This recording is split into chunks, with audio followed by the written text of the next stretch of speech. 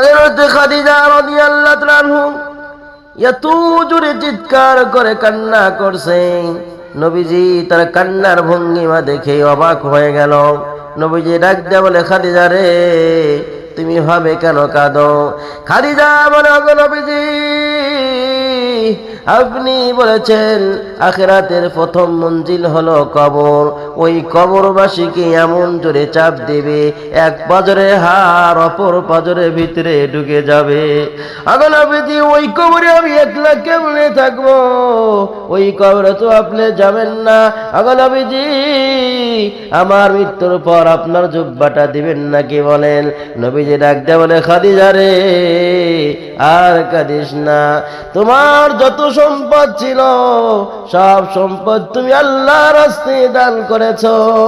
আগারীর আমি কথা দিলাম, আমার জুব্বা দিয়ে তোমার কাফন দাফনের ব্যবস্থা করব।